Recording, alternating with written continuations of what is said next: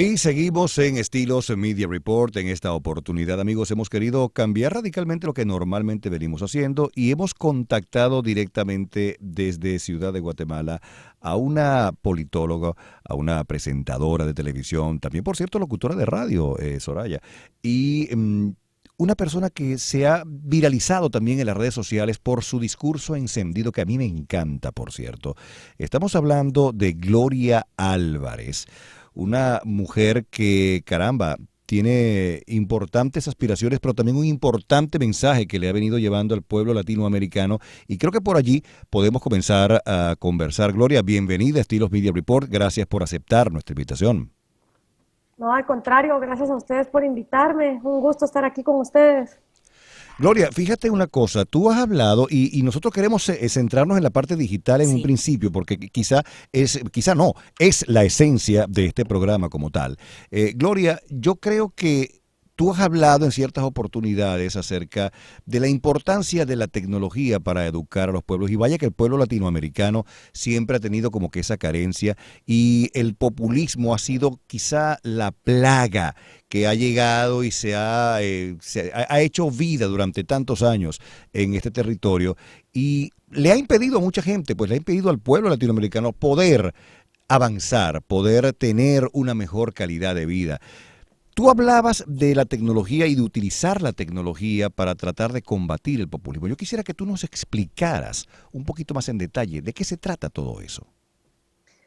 Bueno, de hecho ya se ha puesto en práctica en la mayoría de países donde muchas personas se han vuelto reporteros y se han vuelto justicieros a través de sus smartphones, tomando videos de, por ejemplo, el maltrato que sufren las damas de blanco en Cuba por tratar de ir a misa, o el maltrato que sufrieron también muchas personas en las colas que hay que hacer en Venezuela desde las 3 de la mañana para obtener cualquier producto, las violaciones a los derechos humanos, los casos de corrupción, por ejemplo, en el caso argentino, donde se encontraron maletines de billetes llenos de dólares hasta en conventos escondidos por el gobierno de los Kirchner. Hoy por hoy es mucho más difícil de lo que le pudo haber sido a un Joseph Stalin esconder las atrocidades que se llevaban a cabo en sus gulags, o los genocidios que se perpetuaron en China,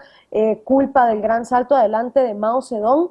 En esos momentos pues era muy difícil para una persona tener un teléfono, tener una cámara que evidenciara y ser también el resto de nosotros que estamos desde fuera testigos de las violaciones a los derechos humanos que están ocurriendo en esos países. Entonces, el siglo XXI nos presenta la posibilidad de utilizar esa tecnología a favor de esclarecer la verdad, de desmantelar las mentiras del populismo y de dar a conocer lo que realmente está pasando. Y de hecho, cuando yo hablo con disidentes cubanos, con disidentes venezolanos, siempre les pregunto, ¿qué es lo que podemos hacer los que estamos desde fuera?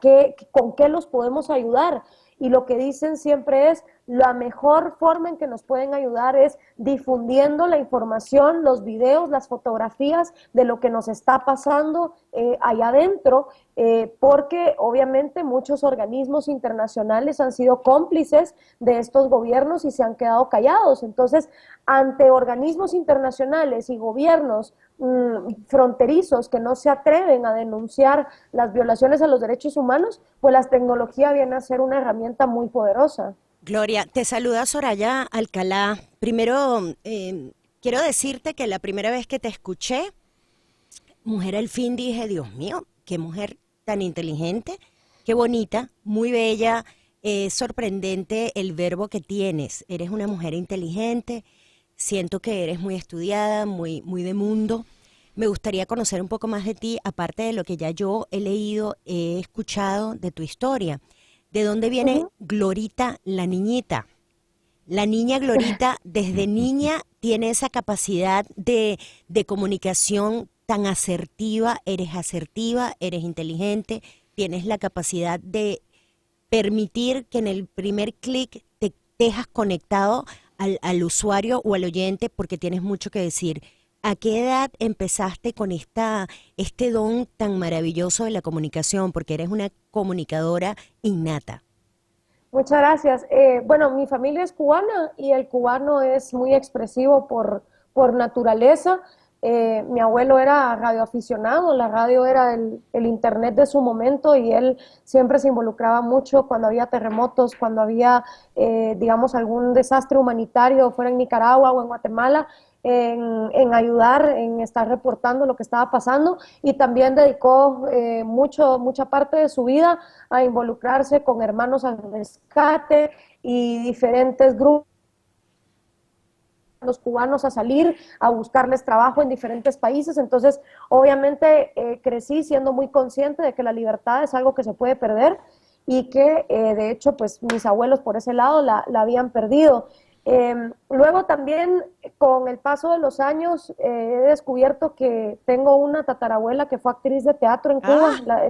Sí, Luisa Martínez Casado, que de hecho también estuvo en República Dominicana, en Venezuela, en España, en diferentes países, y que aprovechaba también mucho sus obras de teatro para, digamos, oponerse a las injusticias que se vivían típicas de las dictaduras militares de finales del siglo XIX y principios del siglo XX. Entonces, pues por una parte, obviamente, lo que te inculquen en casa, lo que traigas en los genes, pero lo más importante es uno tener la voluntad de querer hacer esto. Y a mí la verdad es que la política me apasiona el debate de las ideas y creo que, como decía George Orwell, nos dominan por la ignorancia más que por la fuerza y que el gran problema del latinoamericano es que no renuncia a darle un papel protagónico al gobierno en muchos aspectos de su vida. Entonces, si no quitamos ese mensaje, si no cambiamos ese discurso, ese relato donde sin gobierno el individuo es incapaz de pararse en sus propios pies, pues vamos a seguir teniendo gobiernos que abusen de eso. Gloria, hay una cosa que yo te quisiera preguntar. Por ejemplo, ¿por qué una diferencia tan marcada en pueblos como el americano, el norteamericano en este caso, y el latinoamericano? Si ambos fueron descubiertos al mismo tiempo, ambos se desarrollaron en un mismo marco de tiempo, pero hay una diferencia tan marcada entre cada uno de ellos. ¿A qué crees tú que se debe eso? A ver, primero hay un libro muy bueno que lo explica, se llama ¿Por qué fracasan las naciones?, de Acemoglu y Robinson, y es por la manera en que las instituciones se fueron delimitando en un lugar versus el otro. Para empezar, los conquistadores que vinieron a América Latina venían a saquear en nombre de la corona. Entonces, esa concepción de que el gobierno es el dueño de la propiedad, la corona en este caso, la institucionalizamos nosotros acá. A diferencia de en Norteamérica, donde la tierra que cada colono proclamaba era propiedad suya, no era propiedad del rey. Entonces, y aparte, quien se quedaba con un pedazo de tierra tenía que trabajarlo. En América Latina, en cambio, el dueño de la tierra no era el que la trabajaba, sino el que la podía explotar. Aparte de eso, está también dentro de nuestra concepción la poca confianza que le tenemos al espíritu individual y la manera en que nuestros pueblos nacieron. Realmente la mayoría de los pueblos en América Latina se vieron obligados a independizarse y cuando se quisieron independizar, el mismo Simón Bolívar lo decía, aquí no podemos tener repúblicas porque no hay personas que tengan una mentalidad de poder vivir bajo una república.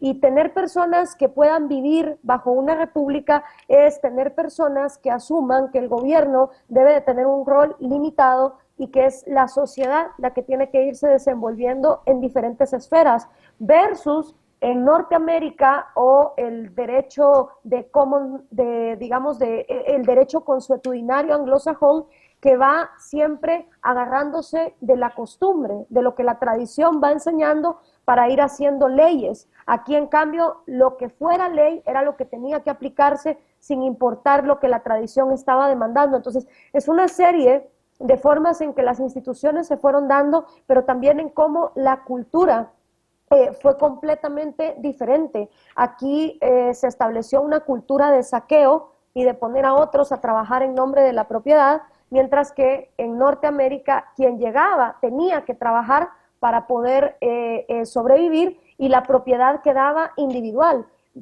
parte, digamos, de esa tradición es el hecho de que el subsuelo en todos los países latinoamericanos sigue siendo del Estado. Gloria, Entonces, sí, todo lo que dices tiene 100% razón. Es la realidad que se vive en el mundo. Lo conocemos. Ahora, tú, ¿cómo puedes explicarnos en tu experiencia como politóloga y con todo el esfuerzo que haces para conocer la historia del populismo? Particularmente yo pienso que hay una hipocresía política muy grande en el mundo entero, porque el populismo, el comunismo, el socialismo y la dictadura van de la mano. Casi que lo mismo, ¿no? Es prácticamente una cosa te lleva a la otra y se ha mantenido por años en el mundo entero a la vista de los países y las potencias más grandes del mundo. Entonces, ¿cómo combatimos, según tu criterio, con la tecnología, un populismo que va de la mano de una oposición mundial que apoya, ve, observa, critica, se gastan millones de dólares en convenciones? Tú debes asistir a muchísimas convenciones de la ONU en el mundo entero para combatir el socialismo, la pobreza, el comunismo. Y hoy en día vemos que la política es tan complaciente. ¿Cómo puedo creer que el mundo digital puede cambiar el populismo cuando yo siento que la política, ya sea de oposición o ya sea de izquierda o derecha, es prácticamente lo mismo, es un discurso? sí, a ver, la única manera, digamos, de afrontar esto es con la batalla de las ideas, porque son las ideas las que moldean nuestra realidad. Y si la idea del latinoamericano es que necesita de un Mesías todopoderoso en el gobierno que le provea de todo y le da poderes absolutos, pues entonces absolutamente se va a corromper. Y la única manera de transformar esa realidad es cambiando las ideas, ideas que vayan en pro de una educación que no enseña a nuestros niños a ser víctimas, sino a ser protagonistas de su propia vida, una educación que en lugar de echarle la culpa a España y a Estados Unidos de nuestros problemas, se enfoque en ver que son nuestros actuales gobernantes y nuestra élite empresarial la que ha permitido los abusos bajo los cuales vivimos. Por Las eso te redes digo, sociales, por eso te sí, digo, esos abusos son permitidos, los gobiernos son permisivos. En el caso, por ejemplo, hay una controversia muy grande en este momento en Estados Unidos con relación al cambio, al giro político que se hizo con Cuba. Este cambio de apertura hacia Cuba tiene sus pros y tiene sus contras. Ha sido muy criticado por gran parte del exilio cubano en la Florida, y por el otro lado se ve que es una conveniencia inexplicable. ¿Cómo explicar el populismo en relaciones internacionales? ¿Cómo lo explicas? es un mecanismo de manipulación psicológica que se basa en varios principios que Axel y yo tratamos en el libro, en El engaño populista. Primero está el odio a la libertad y la idolatría hacia el Estado, esta noción de que el individuo en libertad es malo y entonces necesita de un gobierno que se encargue de todo. Claro, cualquiera, digamos, de estas características puede ser fácilmente cuestionada, porque si el individuo es tan malo, y no lo podemos dejar en libertad porque siempre va a actuar en maleficio de la sociedad, que nos hace creer que el individuo dentro del gobierno es un arcángel todopoderoso que nunca se va a equivocar, pero eso no se cuestiona, simplemente se habla de la idolatría hacia el Estado. El otro es el complejo de víctimas, que Carlos Rangel lo puso muy bien en su libro Del buen salvaje al buen revolucionario, Bueno, esta noción mitológica donde alguna vez estuvimos muy bien siendo salvajes y vino el mundo occidental a corrompernos. Está también la paranoia antineoliberal, cualquier cosa que se le ponga la etiqueta neoliberalismo sin entrar al análisis de qué significa. No lo conocen, lo repiten, lo Lo repiten. repiten como un monstruo del lago Ness, que es el culpable de todo, y obviamente con estas etiquetas se va formando la neolengua que no permite el debate. También dentro de eso está esta obsesión igualitaria.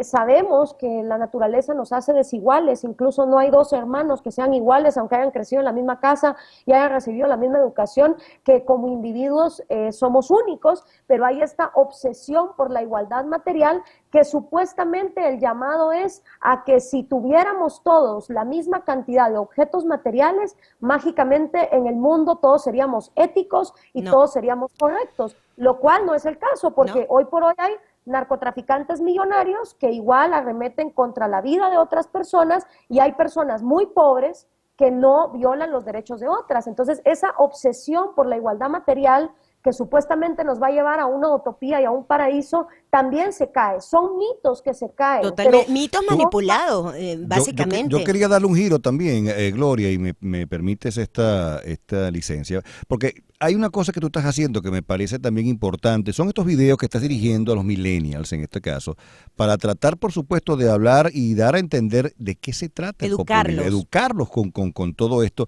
Cuéntame acerca de esa experiencia y cómo ha sido pues la receptividad que has sentido tú en el público que ha logrado ver esto. Bueno, mucha gente me lo ha agradecido, me dicen gracias porque ahora ya tengo un video con el cual poder demostrarle a la gente lo que es el comunismo, lo que es el socialismo. Otras personas te dicen, bueno, pero es que te faltó incluir tal cosa. A ver, el video de socialismo para millennials dura 27 minutos. Se calcula que el span de atención de un millennial no pasa de 12. Obviamente hay gente que quisiera que uno metiera toda la enciclopedia. Yo puedo hablar 3 horas de lo que fueron los gulags soviéticos, puedo hablar otras 3 horas de los campos de concentración en Alemania, pero no se trata de eso. Se trata de que estos videos sean una provocación, eso sí, muy bien documentada. Un despertar de un movimiento, claro.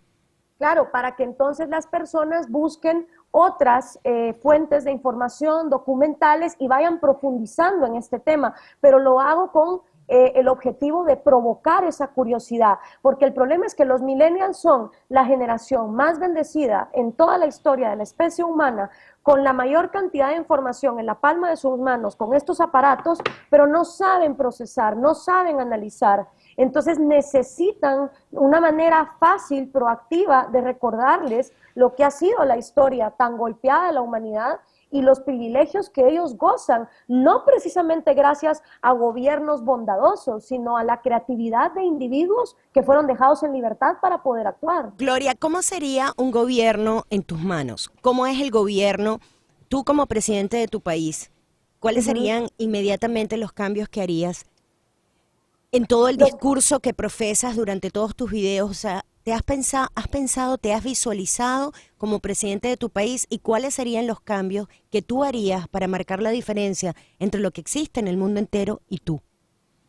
Mira, el problema es que no existe un puesto político en el gobierno de Guatemala desde el cual uno pueda ejercer los cambios que este país necesita, porque necesitarías, digamos, muchos cambios en diferentes lugares que no solo dependen de un presidente o de un alcalde, pero de que yo tengo claro cuáles serían esos cambios, te los puedo decir muy fácil. O sea, primero, Guatemala no puede seguir presupuestando un Estado que pretende gastar más de lo que le ingresa.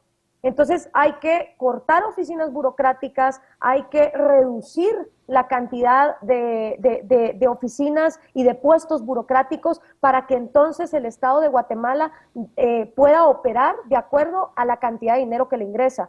Lo segundo es la descentralización fiscal. Necesitamos, y realmente tantas personas que están obsesionadas con empoderar a los individuos en el área rural, pues entonces que también los diferentes departamentos, que serían los estados en Guatemala, hay 22, que cada estado, que cada departamento tuviera autonomía presupuestaria para que lo que se recauda de impuestos en ese lugar se distribuya en ese lugar de acuerdo a las necesidades de ese lugar.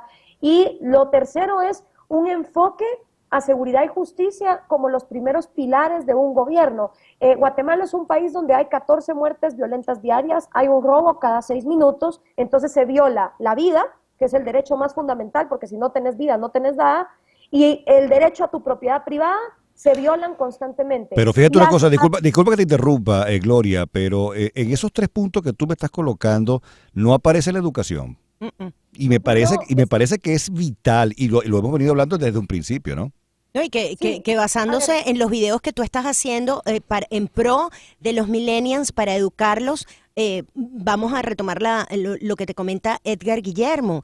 Es necesario reeducar al país, porque si el país, nosotros los latinoamericanos, que tenemos un movimiento cultural decadente, si se quiere, queremos salir adelante, pero tenemos la mala fama de que somos los vivos. el más vivo es el que más tiene. Ese tipo de educación que nos dieron Claro. está totalmente errada. Cuando tú emigras y cuando tú comienzas a convivir con multiculturas, te das cuenta que el latinoamericano especialmente tiene una educación por un sentido muy buena, pero por el otro muy mediocre. Entonces, la Sí, a ver, educación, aunque hagas los cambios en tu país, no sería como prioridad educar, reeducar, educar y acabar con la corrupción, porque lamentablemente la corrupción se está comiendo el mundo. sí, a ver, primero es un poco iluso del latino esperar que lo eduque el que lo quiere mantener ignorante, que en este caso es el gobierno. Mm. Entonces nosotros vemos los índices de educación en América Latina y aunque no es que estén desfinanciados, hay miles de millones de dólares que anualmente se van al rubro de educación en los países latinoamericanos, pero ¿qué pasa? Es una educación controlada por Por gobernantes que no están supuesto, que no interesados llega, en no, que no, cada es la gente. educación que ellos quieren La que que les llegue, la conviene. que les conviene. Por eso, ¿cómo acabamos? ¿Cómo poder? Yo sé que tú tienes la voluntad y además tienes el don de la palabra, la experiencia y la ¿Y educación la juventud? la juventud y tu mensaje está Sí. llegando realmente, pero ¿crees que realmente pueden haber cambios? Puedes ver, visualizar en 30 años una Venezuela libre, una Cuba libre, el comunismo Erradicado. erradicado totalmente? ¿Crees en eso? A ver, ¿cuánto tiempo toma tomar una decisión? ¿Correcta o incorrecta? Toma, no sé, ¿cuánto tiempo le toma a una mujer abrir el closet en la mañana y decidir qué se va a poner? ¿O cuánto tiempo le toma a un hombre decidir si se va por esta calle o por la otra para ir a trabajar? Una decisión se toma en un segundo, pero uno se puede pasar la vida entera sin tomar la decisión correcta. Entonces, lo que yo veo en el caso de Venezuela es que no hay personas que tengan las ideas claras. Es de llorar sangre escuchar a Lilian Tintori cuando le preguntan cuál es su ideología y ella dice, no, si nosotros somos socialistas. Y Leopoldo pertenece a la Internacional Socialista y el partido es de la Internacional Socialista, porque la falta de educación, y no estoy hablando de la gente que se está muriendo de hambre, porque si las élites económicas, culturales, artísticas, académicas de un país están con las ideas confundidas, ¿qué podemos pedirle al campesino que tiene que ver qué va a comer mañana? Y yo Entonces, si yo, agregaría, interrumpiéndote, porque es muy importante el punto que acabas de tocar, yo creo, y vuelvo a nombrar a esta palabra, la palabra hipocresía. Hay una hipocresía política mundial donde la conveniencia se llama socialismo, pero es oportunismo. Entonces, por eso por estoy de eso, acuerdo contigo en mucho de lo que has dicho, y el tema de Tintori también ha sido discutido en privado con muchísimas personalidades venezolanas, y el tema de la política venezolana. Y te voy a acotar una entrevista que tuvimos con un cubano exiliado que vino para una convención de Freedom, de Libertad de Cuba, que se hizo por primera vez en Miami. Y él decía que es muy fácil practicar la libertad de expresión y el apoyar los derechos humanos cuando te la pasas viajando por el mundo dando un mensaje, claro. pero eso no es el caso del pueblo que no tiene comida, que lo matan diariamente como en tu país, como en el mío, como en los países subdesarrollados. Entonces, ¿hay solución, Gloria? Hay solución, pero es que la solución es individual y a mí es lo que me pasa cuando estoy en América Latina hablando con los jóvenes, porque me dicen, ok, entonces la solución depende de mí, sí. Y la solución es que yo a través de mi Twitter y mi Facebook empiece a difundir ideas, sí, pero ¿qué pasa? Para que un joven pueda difundir ideas, primero tiene que aclararse las ideas, tiene que tener clara cuál es su ideología política. ¿Apoyas el libre mercado o apoyas el socialismo? ¿Y por qué? ¿Cuál es tu postura frente a las drogas? ¿Cuál es tu postura frente al aborto? ¿Cuál es tu postura frente a los aranceles? Los jóvenes, lo que pasa, que para salir a protestar, sí, qué bonito, salgo, protesto, para hacer bulla y estar en la calle, todo el mundo se apunta. Pero cuando toca sentarse a estudiar teoría económica, historia, que es lo que yo precisamente, para poder hacer un video de 28 minutos de socialismo para millennials, me tuve que tragar historia de China, historia Claro, de Rusia, claro. historia de América Latina. Informarte, educarte. Esas, exactamente, y en esas horas no están ahí las personas acompañándote cuando tú te estás quemando las pestañas, ese es trabajo de cada quien. Entonces, si la juventud latinoamericana cree que con solo salir a protestar que el gobierno es corrupto y que por lo tanto el gobierno tiene que hacerlo todo, va a resolver las cosas, estamos muy mal, porque antes de salir al Facebook y al Twitter a difundir ideas para que otros te sigan, tenés que tener clara cuál es tu ideología. Y eso requiere un proceso, y es un proceso de leer de todo, desde Carlos Marx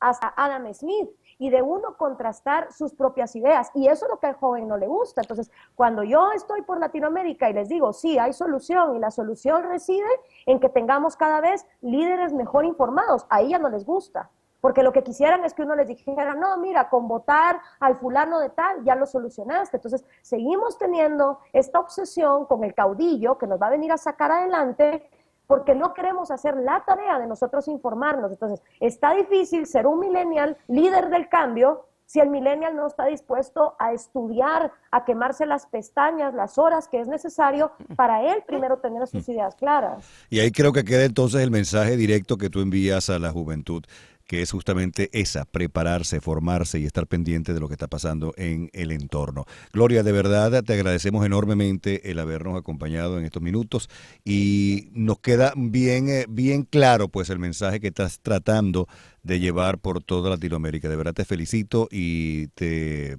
apoyo pues con todo lo que estás haciendo y con todo lo que todavía, creo yo, te falta por hacer. ¿Y cuándo vienes a Miami, Gloria? Porque queremos tenerte en estudio y conversar contigo y conocer tu parte personal, el novio, la pareja, en qué momento le dedicas a tu vida personal, porque eres una líder realmente. Me gustaría cerrar con eso. ¿Tu vida personal? ¿Tienes pareja? Sí, tengo un novio que me apoya, me quiere muchísimo porque Que es activista. No le queda otra, ¿no? Sí, no, en esta batalla primero uno tiene que nutrirse mucho de amistades, de familiares y de personas que a uno le inyecten amor y la energía para poder entonces tener la fortaleza de hacer esto, porque si tú primero en tu vida no estás bien, no puedes tampoco pretender, digamos, poder influir positivamente en la sociedad. Estoy en Miami el próximo 16 de noviembre. La cita, ya mismo. Sí. Ya hagamos la cita para que vengas al show, conocerte en persona, debatir, irnos a tomar un cafecito en la calle 8, en el corazón de Miami, te va a encantar. Y ya vamos a hacer el contacto contigo después para que vengas a estudio y bueno, nada, pasear para que estemos en Miami conectadas con tu muy buena filosofía sí, porque de vida. definitivamente queda mucho por conversar No, todavía. con Gloria pasamos 24 horas conversando. Entonces, de verdad, Gloria, un millón de gracias por tu tiempo y Gracias estamos pendientes para volvernos a ver.